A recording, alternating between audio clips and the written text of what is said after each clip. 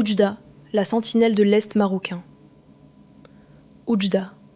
À l'extrémité orientale du Maroc, il existe une ville que sa position a condamnée pendant des siècles à être convoitée, attaquée, occupée, puis reprise. Une ville frontière, oui, mais surtout une véritable sentinelle de l'histoire marocaine. En 994, Ibn Athiya, chef amazigh, fonde Oujda. Sa position est déjà stratégique. Contrôler cette ville, c'est surveiller l'un des grands passages entre l'Est et le reste du Maroc. Les dynasties passent, mais Oujda reste au cœur des rivalités. Almoravides, Almohades, puis Mérinides y affirment successivement leur autorité. Et les Mérinides vont laisser une empreinte monumentale, encore visible aujourd'hui. En 1296, le sultan mérinide Abou Ya'qub Youssef fait construire la grande mosquée d'Oujda, Al-Jama' al-Kabir, l'un des plus anciens monuments de la ville. Autour de ce noyau historique se développe également une médersa mérinide, en ancien hammam et la Casbah. Voilà pourquoi, derrière son image de ville moderne, Oujda conserve un véritable patrimoine médiéval marocain. Et il suffit d'entrer dans la Médina. Bab Sidi Abdel Wahhab en est devenu l'un des grands symboles. Bab el-Rarbi garde l'entrée occidentale. Il faut également citer Bab Oulad Amran, les vestiges des anciens remparts, les ruelles des vieux quartiers, les souks et les fontaines qui composent encore le tissu historique de la ville. Mais la position d'Oujda a aussi un prix.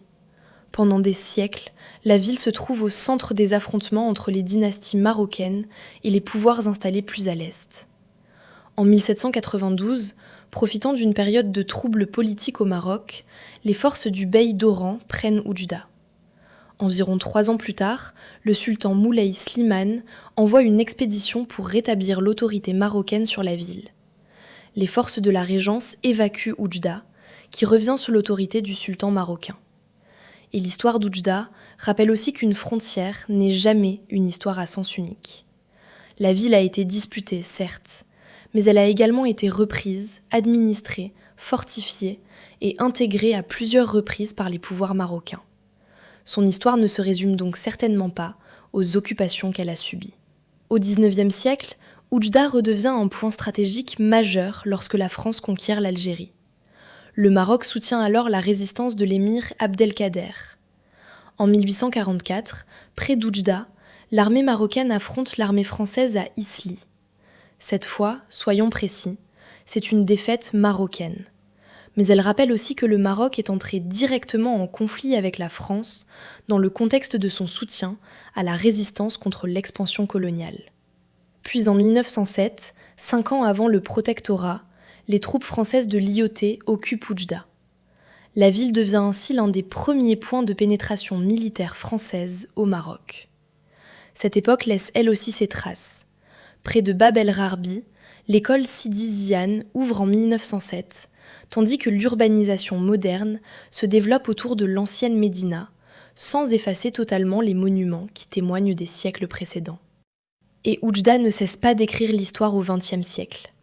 Le 16 août 1953, alors que les autorités coloniales préparent l'éviction du sultan Mohamed V, la ville se soulève. Cette insurrection précède de quelques jours l'exil du sultan et devient l'un des épisodes marquants de la résistance nationale. Oujda confirme alors une nouvelle fois ce que son histoire avait déjà montré pendant des siècles.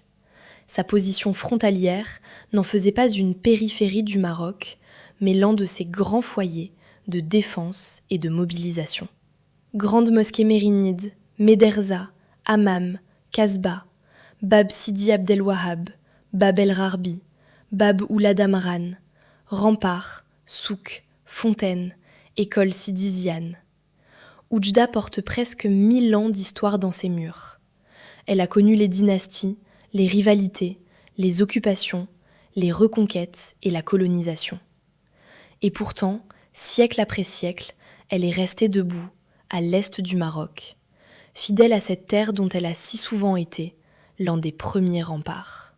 Oujda n'est pas seulement une ville frontière, elle est une ville de mémoire, de résistance et de fidélité.